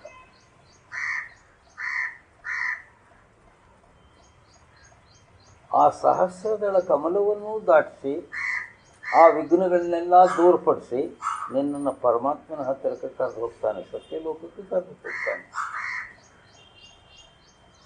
ಈ ರೀತಿ ಅಲ್ಲಿಗೆ ಹೋಗುವಂಥ ವಿಚಾರವನ್ನು ಸತ್ಸಂಗ ಕೊಟ್ಟು ಜಡವಾಗಿ ಈ ಪ್ರಪಂಚದಲ್ಲಿ ಬಿದ್ದು ಹೋಗಿರ್ತಕ್ಕಂಥ ನಮ್ಮನ್ನು ಜಾಗೃತಪಡಿಸ್ತಾನೆ ಗುರು. ಅದಕ್ಕಾಗಿ ಗುರು ಸತ್ಯ, ಸತ್ಸಂಗ ಸತ್ಯ, ಆ ಪರಮಾತ್ಮನ ನಾಮ ಸತ್ಯ. ಇನ್ನು ಈ ಮನಸ್ಸು ಸುಳ್ಳು, ಈ ಪ್ರಪಂಚ ಸುಳ್ಳು, ಶರೀರ ಸುಳ್ಳು. ಇವೆಲ್ಲ ಕ್ಷಣ ಕ್ಷಣಕ್ಕೆ ಬದಲಾಯಿಸ್ತಾ ಇರ್ತಕ್ಕಂಥದ್ದು. ಇದಕ್ಕೆ ಸ್ಥಿರವಾದಂಥ ಗತಿ ಇಲ್ಲ. ಅದರಿಂದ ಇದು ಸುಳ್ಳು. ಈ ಮೂರು ಸುಳ್ಳಿನಲ್ಲಿ ನೀನು ಸಿಕ್ಕೊಂಡು ಈ ದುರವಸ್ಥೆ ಪಡ್ತಾ ಇದ್ದಿ. ಈ ಮೂರು ಸುಳ್ಳಿಗೆ ಬಿಟ್ಟುಬಿಡು. ಇಲ್ಲಿ ಬರೀ ಕಳ್ಳರು ದರೋಡೆಕಾರರೇ ಇರೋದು. ಈ ಜಾಗನ ಬಿಟ್ಟುಬಿಡು. ಯಾಕೆ ಸ್ವಾಮಿ ನಾವು ಇಲ್ಲಿ ಬರಬೇಕೀಗ? ಅದಕ್ಕೊಂದು ಉಪಾಯ ಹೇಳ್ತಾರೆ. ಒಬ್ಬ ಬಲೆಗಾರ ಅರಣ್ಯದಲ್ಲಿ ಪ್ರಾಣಿಗಳು ಹಿಡಿಯೋದಕ್ಕೆ ಒಂದು ಬಲೆ ಹಾಕಿರ್ತಾನೆ.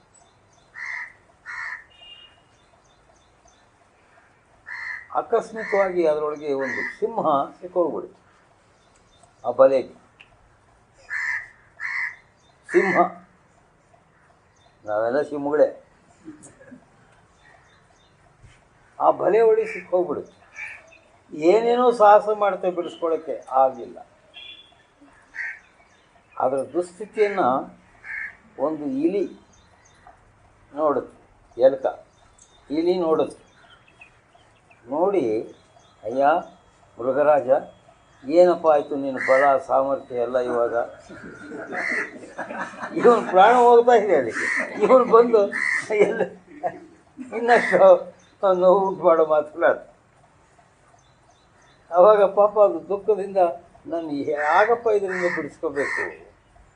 ನೀನು ಹೀಗೆಲ್ಲ ಒದ್ದಾಡಿದರೆ ಇನ್ನೂ ಅದರೊಳಗೆ ಸಿಕ್ಕೋಗ್ತೀವಿ. ಅವನು ಬರ್ತಾನೆ, ನಿನ್ನನ್ನು ಕೊಂದಾಕ್ತಾನೆ ಬಲೆಗಾರ. ಅದಕ್ಕೊಂದು ಉಪಾಯ ಹೇಳ್ಕೊಡ್ತೀನಿ ನೋಡು. ಲಾಸ್ಟ್ ಉಪಾಯ ಆಯಿತು. ಏನು ಅಂದರೆ, ಸುಮ್ಮನೆ ಸತ್ತಂತೆ ಮಲ್ಕೊಂಬಿಡು. ಮೀಸಲಾಡಬೇಡ, ಅಲ್ಲಾಡಬೇಡ, ಸುಮ್ಮನೆ ಮಲ್ಕೊಂಬಿಡು. ಅವನು ಬಲೆಗಾರ ಬರ್ತಾನೆ, ನೋಡ್ತಾನೆ, ಓಹೋ ಇದು ಸತ್ತೋಗ್ಬಿಟ್ಟಿದೆ ಅಂತ ಆ ಬಲೆಯನ್ನು ಬಿಡಿಸ್ತಾನೆ. ಅವಾಗ ಎದ್ದೋಡೋಗಲೇ.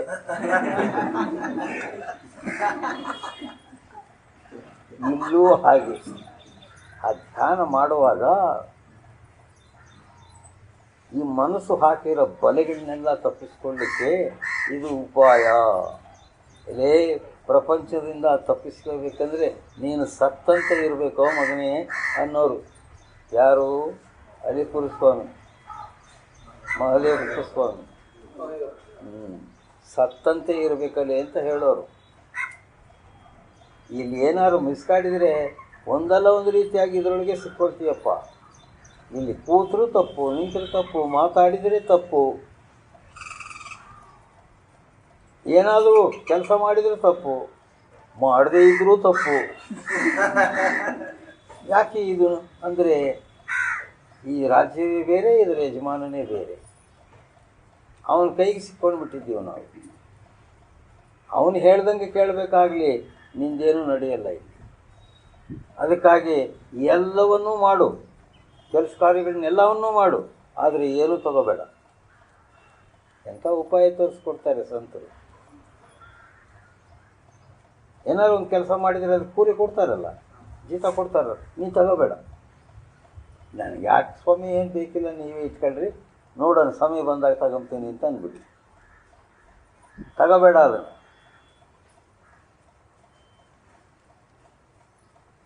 ಹಾಗೆ ತಗೊಳ್ಳದೆ ಹೋದರೆ ಏನಾಗ್ತದೆ?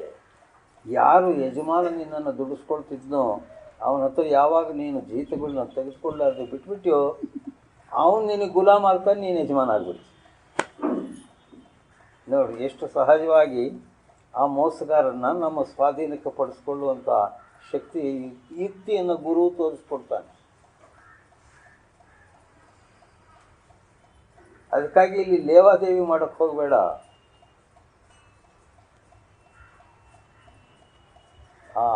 ಆ ಧ್ಯಾನದ ಸ್ಥಿತಿಯಲ್ಲಿ ಯಾರು ಹೀಗೆ ಇರ್ತಾರೋ, ಅಸ್ಪೃಶ್ಯತಾ ಸ್ಥಿತಿ, ಯಾವುದನ್ನು ಮುಟ್ಟುವುದಿಲ್ಲ, ಯಾವುದನ್ನು ತಗೊಳ್ಳುವುದಿಲ್ಲ, ಬೇಕು ಬೇಡ ಅಂತಕ್ಕಂಥದ್ದನ್ನು ಅವನು ದಾಟಿ ಹೋಗ್ತಿರ್ತಾನೆ. ಅಂಥವನಿಗೆ ಯಾರಪ್ಪ ಹಿಡ್ಕೊಳ್ತಾರೆ, ಯಾರು ಬಂಧಿಸ್ತಾರೆ?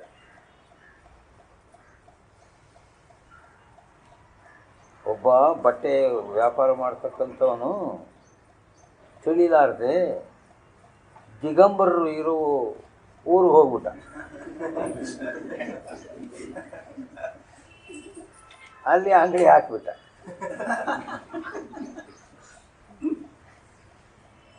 ಏನೇನು ಮಾಡಿದ್ರು ಯಾರೊಬ್ಬರು ಪುರುಷಟ್ಟೆ ಕೊಡ್ತೀನಿ ಅಂದ್ರು ತಗೋರು.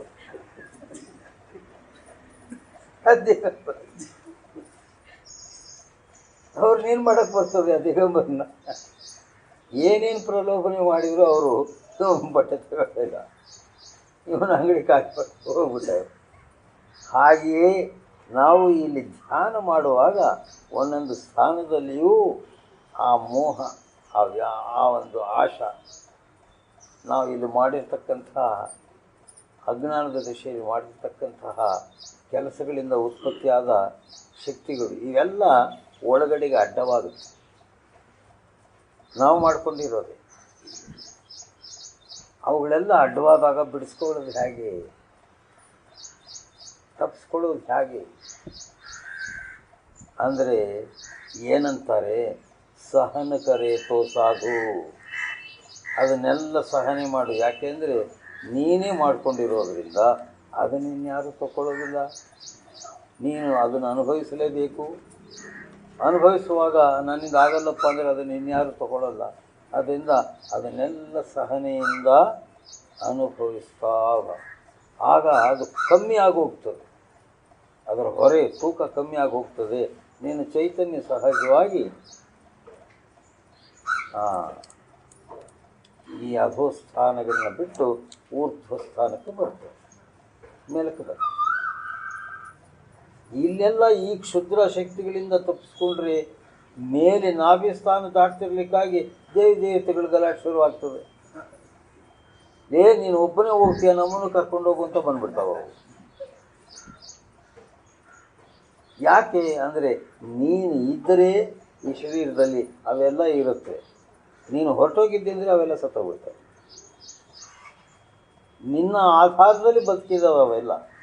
ಅಂದರೆ ನೀನು ಎಂಥವನು, ಇದನ್ನೇ ಮರ್ತ್ಬಿಟ್ಟಿರೋದು ನಾವು. ದೇವಿ ದೇವತ್ಯಾದಿಗಳಿಗೂ ಸಹ ಸಂರಕ್ಷಣೆ ಕೊಡುವಂಥವು ನೀನು ಏನಾಗಿದ್ದೀಯಪ್ಪ ಅಂದಾಗ ಆಶ್ಚರ್ಯವಾಗ್ತದೆ. ಹೌದಾ, ನಾನು ಅವ್ರನ್ನೆಲ್ಲ ಪೂಜೆ ಮಾಡ್ತೀನಿ, ಚಕ್ರವರ್ತಿನ ಬಿಟ್ಬಿಟ್ವಿ, ಸೇವಕರಿಗೆ ಪೂಜೆ ಮಾಡಿದ್ರೆ ಏನು ಕೊಡ್ತಾನೆ? ಅವನಿಗೆ ಕೊಡೋದೇ 60 ರೂಪಾಯಿ ಜೀತ. ಅವನಿಗೆ ಹೋಗಿ ನಾವು ಸೇವೆ ಮಾಡಬೇಕು, ಅವನು ಒಂದು ರೂಪಾಯಿ 2 ರೂಪಾಯಿ ಕೊಡ್ತಾನೆ. ನನಗೆ ತೃಪ್ತಿ ಆಗುತ್ತಾ? ನಾವು ಮಾಡ್ತಾ ಇರೋದು ಈ ಕೆಲಸ. ಅದನ್ನು ಹೇಳಿದರೆ ನಾವು ಕೆಟ್ಟವರು, ನಾವು ನಾಸ್ತಿಕರು. ನಿಜ ಹೇಳಿದರೆ ಈಗೋಳು. ಏನಂತಾರೆ ಕಬೀರದಾಸರು, ಫ್ರಾಂಚ್ ಕಹೇತೋ ಮಾರನ ದಾವೆ, ಜೂಟ್ ಕಹೇತೋ ಫೂಲ್ ಕೆಡಾವೆ. ನಿಜ ನಿಜ ಹೇಳಲಿಕ್ಕೆ ಬಂದರೆ ಹಿಡ್ಕೊಂಡು ಒಗಿತಾರೆ. ಸುಳ್ಳು ಸುಳ್ಳು ಹೇಳಿದರೆ ಹೂವಿನಾರುಗಳು ಹಾಕಿ ಪಲ್ಲಕ್ಕೆ ಕೂಡಿಸ್ಕೊಂಡು ಮೆರವಣಿಗೆ ಮಾಡಿ. ಇಂಥ ಪ್ರಪಂಚ ಇದು. ನಾನು ಯಾರಿಗೆ ಹೇಳಬೇಕು, ಯಾರಿಗೆ ಬಿಡಬೇಕು, ಅದಕ್ಕೆ ಯಾರ ಗಲಾಟೆನೂ ಬೇಡಪ್ಪ, ನಂದು ನಾನು ಮಾಡ್ಕೊಂಡು ನಾನು ಹೋಗ್ಬಿಡ್ತೀನಿ ಅಂತ ಅವನು ಗ್ರಂಥ ಕಂಕಳ ಸಿಕ್ಕೊಂಡು ಹೋಗ್ಬಿಟ್ಟು ನಾನು. ಅಂದರೆ ನಾವು ಆ ಸ್ಥಿತಿಯೊಳಗಿದ್ದೇವೆ. ಸತ್ಯವನ್ನು ಬೋಧಿಸಲಿಕ್ಕೆ ಬಂದರೆ, ಸತ್ಸಂಗವನ್ನು ಕೊಡಲಿಕ್ಕೆ ಬಂದರೆ ನಾವು ಸ್ವೀಕಾರ ಮಾಡುವುದಿಲ್ಲ. ಯಾವುದೇ ಒಂದು ಸುಳ್ಳಿನ ಕಥೆ ನಡೀತಿರಲಿ, ಯಾವುದೇ ಒಂದು ಡ್ರಾಮಾ, ಒಂದು ಅರ್ಕತೆ, ಯಾವುದೋ ಹಾಳು ಮೂಳು ನಡೀತಿರಲಿ, ಮನೋರಂಜನೆ ಕೆಲಸ ತುಂಬಿ ಬಿಡ್ತೀವಲ್ಲಿ.